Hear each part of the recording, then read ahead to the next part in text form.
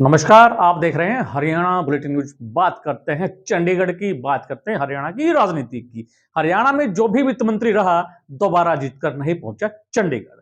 प्रदेश में 3 दशक से बना है संयोग, जो बनता है वित्त मंत्री दोबारा नहीं पहुंच पाता चंडीगढ़। बात करते हैं वर्ष 1991 की। 1991 में मांगेराम हरियाणा के वित्त मंत्री थे।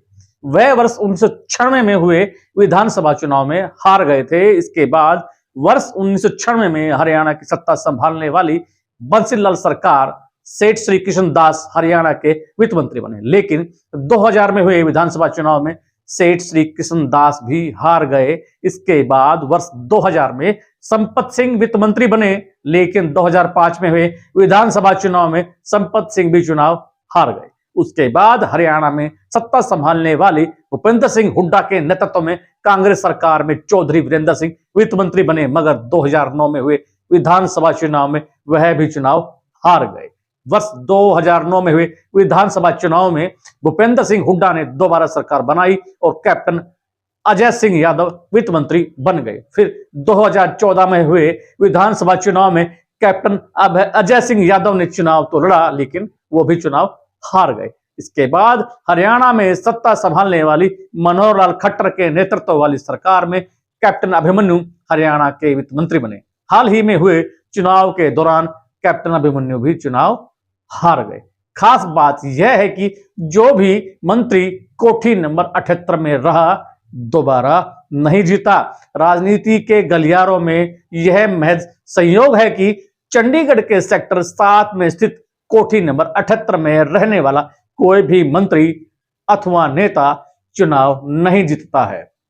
हरियाणा के कई पूर्व मंत्रियों ने केवल अपने अनुरूप इस कोठी में मूल परिवर्तन करवाए, लेकिन कई बार यहां हवन यज्ञ का दौर भी चलता रहा। इसके बावजूद इस आवास की ग्रह दशा नहीं सुधरी, जिसके उदाहरण इस बार भी देखने को मिले हैं। यहां रहने वाले हरियाणा के पूर्व परिवहन मंत्री कृष्णलाल पंवार चुनाव हार गए हैं।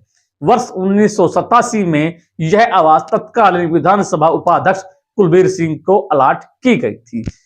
वह अगली बार हुए चुनाव में हार गए। इसके बाद वर्ष 1987 में पूर्व केंद्रीय मंत्री स्वर्गीय सुषमा स्वराज को यह आवास अलॉट किया गया, तो वह भी अगला चुनाव हार गई। इसके बाद यह आवास सन 1991 में करतार देवी, 1996 में बहादुर सिंह, 1999 में प्रोफेसर रामविलास शर्मा, 2005 में मूलचंद मुलाना को अलॉट की गई।